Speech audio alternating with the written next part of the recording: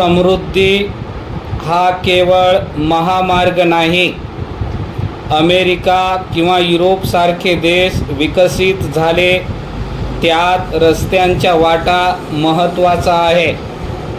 महाराष्ट्रात 23 वर्षापूर्वी म्हणजे 2002 मध्ये 95 किलोमीटरचा देशातला पहिला ॲक्सेस कंट्रोल एक्सप्रेसवे सुरू झाला. बाळासाहेबांनी मुंबईला पुण्याशी जोडणाऱ्या या अशा एक्सप्रेसवेचे स्वप्न पाहिले होते. त्यांच्या डोळ्यासमोर ते पूर्ण झाले. आताच्या काळात आपण विकसित भारत 2047चे स्वप्न पाहत आहोत. तेव्हा तिथपर्यंत पोहोचविण्यासाठी चांगल्या आणि दर्जेदार रस्त्यांचे महत्त्व आपल्या पंतप्रधानांनी चांगलेच ओळखलेले आहे. देशभर त्यांच्या हस्ते विकास कामांची उद्घाटने होतात, भूमिपूजन होतात.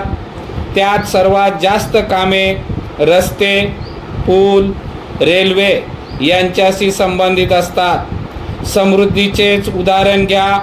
हा महामार्ग डिसेंबर 2022 मध्ये सुरू झाला आणि आज तागायत 2.25 कोटी वाहनांनी तो वापरला असून 1500 कोटीपेक्षा जास्त टोल मिळाला आहे. नागपूरसह विदर्भ आणि मराठवाड्यातील अनेक शहरे, धार्मिक स्थळे, पर्यटन स्थळे मुंबईजवळ आली. त्यामुळे नागरिकांचा प्रवास सुखकर झाला. या भागात मोठ्या प्रमाणात धार्मिक पर्यटन स्थळ वाढले आहेत.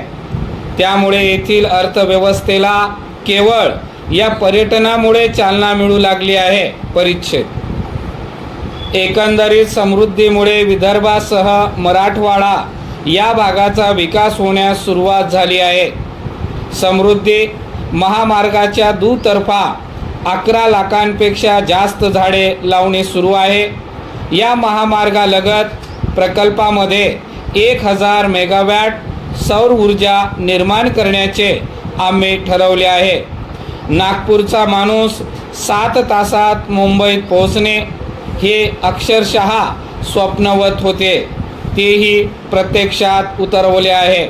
मुंबईत शिकणाऱ्या आपल्या मुलीला 3-4 तासात संभाजीनगरचे आईवडील भेटू शकतात. परिच्छेद गेल्या 2.5-3 वर्षात मुंबई आणि महाराष्ट्राने अभियांत्रिकी चमत्कार अनुभवला आहे.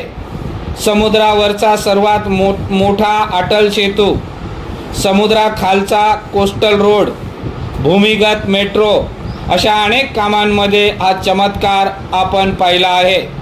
या समृद्धी महामार्गाची अनेक वैशिष्ट्ये आहेत. शेवटचा 4था टप्पा 76 किलोमीटरचा आहे.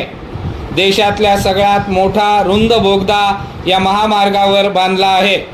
इगतपुरी ते आमणे असे सध्या 2-2.5 तास लागतात. ते अंतर आता फक्त 45 मिनिटावर आले आहे. घाटाचा भाग असण्याने बोगदे आलेच. इथे 11 किलोमीटरचे 5 जोड बोगदे आहेत. या बोगद्यांमध्ये अत्याधुनिक सुरक्षा यंत्रणा आहे. मुळात कसारा घाटालाच पर्याय निर्माण केला आहे. त्यामुळे साहजिकच ठाणे ते नाशिक सध्याच्या महामार्गावरचा ताण खूप कमी होईल. या ठिकाणी तर 17 मोठे दरी पूल आहेत. त्यात सर्वात मोठा लांबीचा पूल 2.28 किलोमीटरचा आहे. एका ठिकाणी तर एका पुलाच्या खांबाची उंची 84 मीटर आहे. शिर्डी, अहिल्यानगर, नाशिक जिल्ह्यातल्या शेतकऱ्यांना शेतमालाची वाहतूक सहजपणे करता येणार आहे.